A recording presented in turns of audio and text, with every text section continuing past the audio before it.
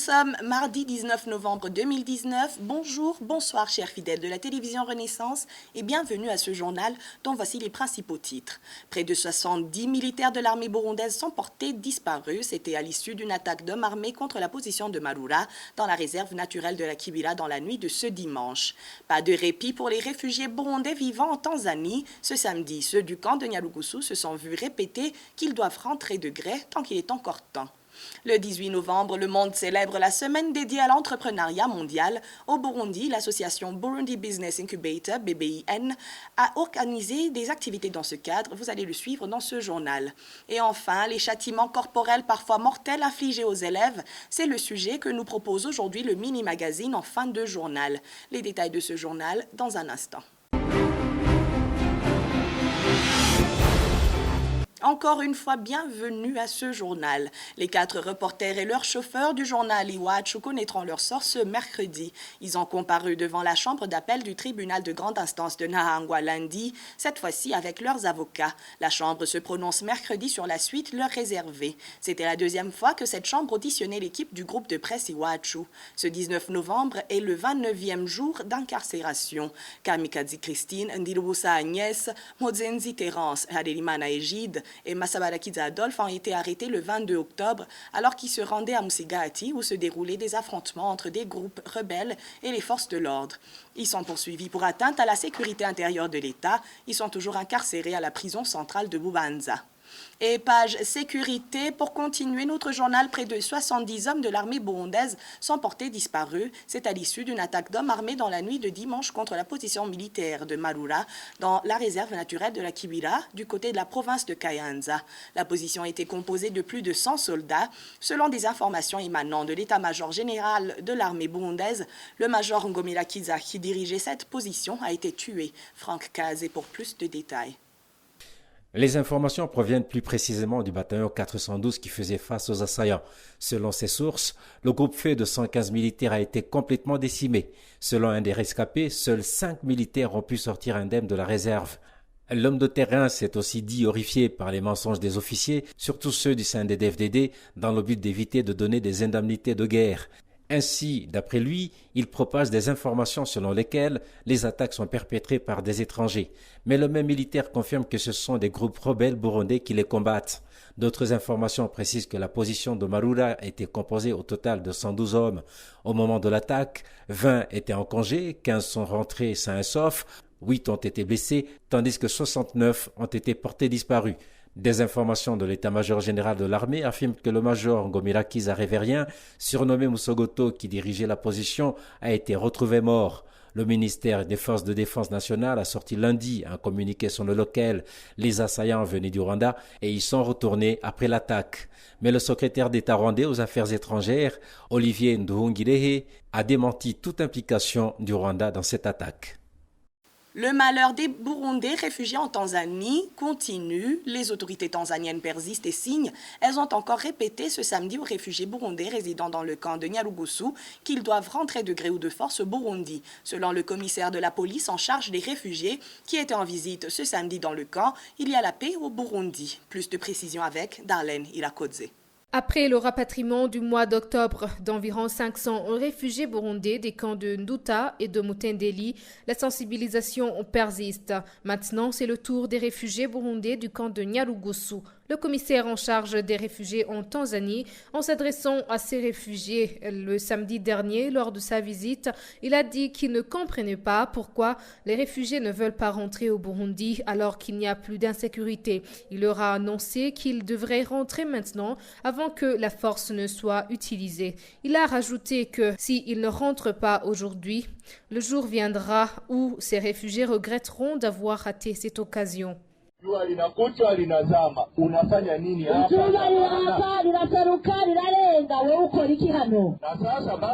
Le soleil se lève, le soleil se couche. Et toi, tu es là. Que fais-tu ici? Jusque-là, je laisse encore les frontières ouvertes. Je laisse passer aujourd'hui. Le moment viendra où j'aurai fermé les frontières. Et cette fois-là, vous allez regretter de ne pas avoir profité pour rentrer. Ce que je suis en train de préparer là, dehors, n'est pas bon. Pour le moment, on observe attentivement. Nous sommes des frères, c'est pour ça qu'on y va doucement.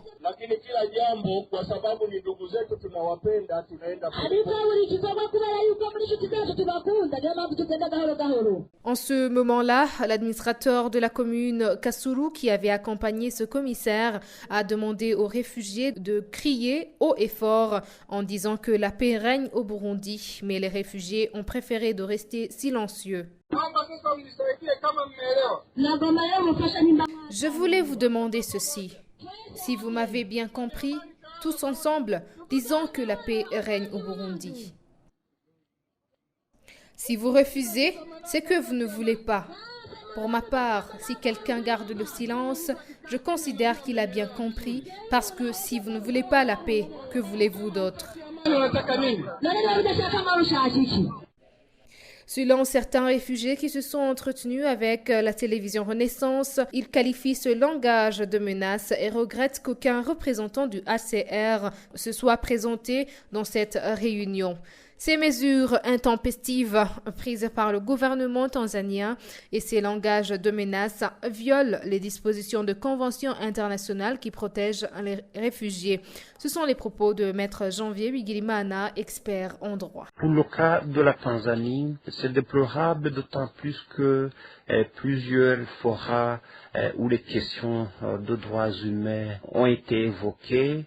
La Tanzanie était présente.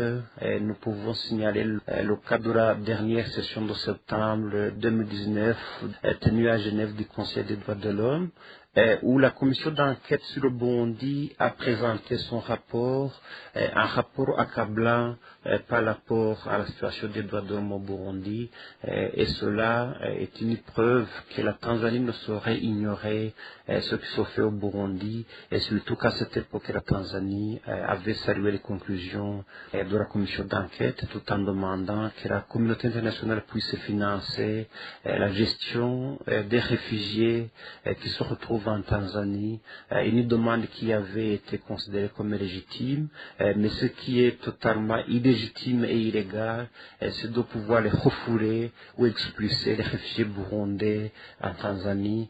Il s'agit d'une discrimination grave, une discrimination qui ne peut pas être justifiée ni en droit ni en fait, ce qui fait qu'aujourd'hui la Tanzanie devrait cesser sur le champ toutes ces mesures qui violent de façon flagrante les droits des réfugiés burundais. Maître Janvier Bigirimana demande à la communauté internationale de trouver une solution durable pour ces réfugiés.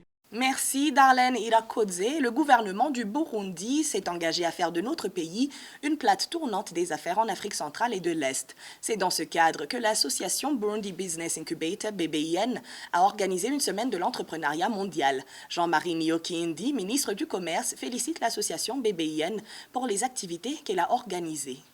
Le gouvernement du Burundi s'est engagé à créer et renforcer les partenariats avec vous, mesdames et messieurs, les chefs d'entreprise actuels et à venir, car notre objectif est de faire de notre pays une plaque tournante des affaires en Afrique centrale et de l'Est, surtout en ce moment où la République démocratique du Congo a exprimé le désir à la communauté est-africaine d'être membre à part entière de cette communauté.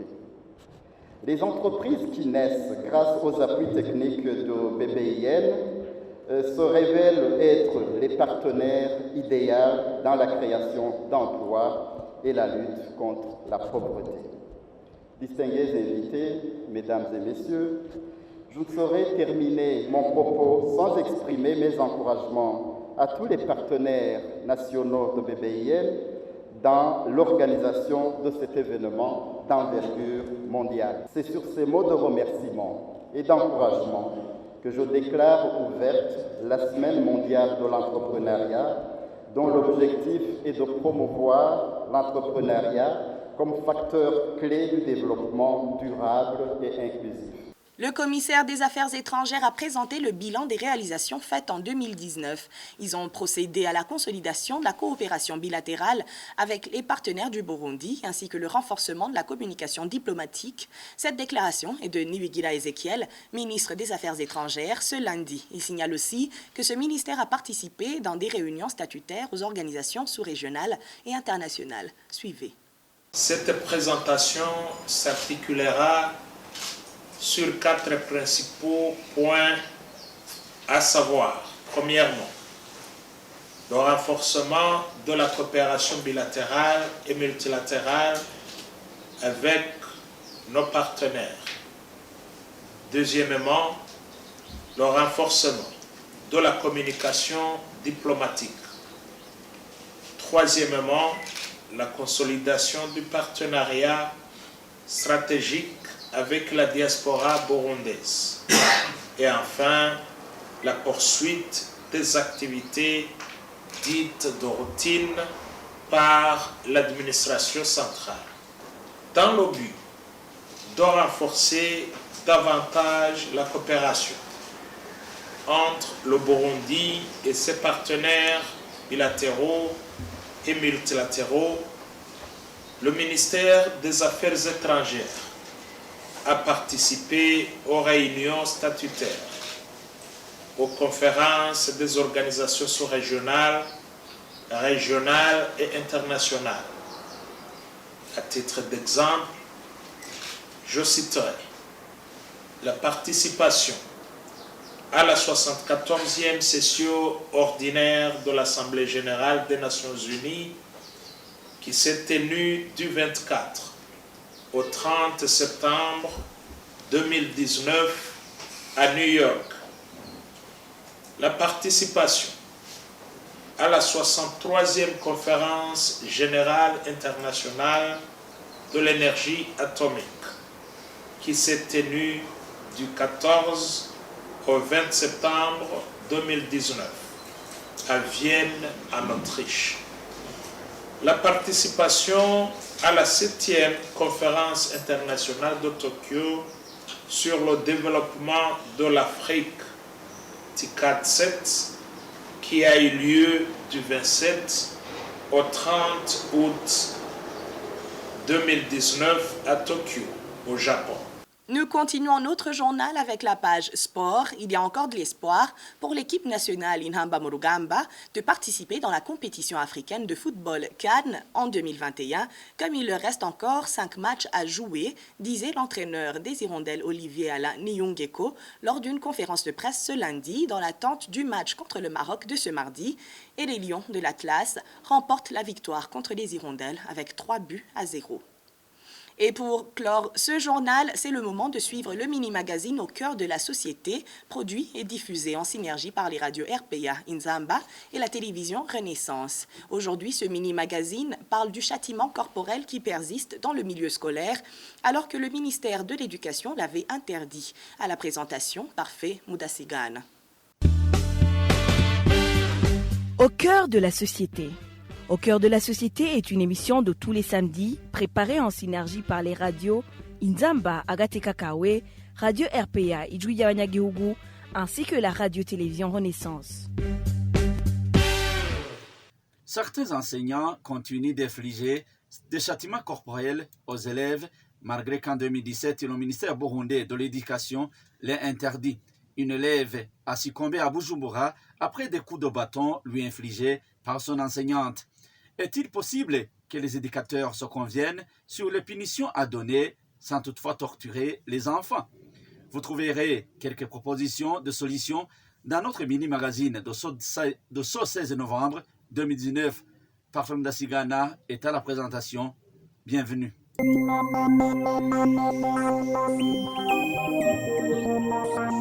Shadia Nishimwe de l'école fondamentale de Charama dans la zone Kinama à mairie de Bujumbura est morte après les coups de bâton lui infligés par son enseignante en date du 28 octobre 2019. L'élève n'aurait pas fait son devoir. La directrice de l'école et la maîtresse responsable ont été arrêtées par la suite. Elles ont été ensuite relâchées. La responsable de la bastonnade, elle, est jusqu'ici introuvable. Selon l'article de la voix de l'enseignant, les enseignants divergent sur l'usage du bâton. Certains sont pour, d'autres contre, mais tous s'inscrivent en faux contre l'exagération. Nous avons voulu donc savoir pourquoi certains enseignants continuent d'utiliser le bâton alors que l'ordonnance ministérielle du 17 juillet 2017 interdit son usage. Notre confrère Émile Niwasumba de la RPA s'est entretenu avec l'un des enseignants burundais. Si l'enseignant croise les blancs, les écoliers peuvent ne pas suivre les études avec rigueur. La deuxième raison qui suscite l'enseignant à punir l'enfant est liée au non-respect que les écoliers affichent envers l'enseignant. Car si l'enseignant adopte seulement la décision de prodiguer des conseils à ses écoliers ne peuvent pas les prendre en considération et finissent par abandonner l'école à cause de la délinquance. L'enseignant continue à user du bateau parce que les autres punitions qu'il peut utiliser pour maîtriser l'enfant n'ont aucune influence et ne changent rien à l'enfant car son âge ne permet pas de distinguer le bien et le mal, sans oublier qu'il ne comprend même pas pourquoi il est aujourd'hui à l'école. Au cœur de la société. Qu'en dit l'expert? Une éducatrice et ancienne représentante syndicaliste au Burundi s'est entretenue avec Thierry Guinidavdi de la télévision Renaissance.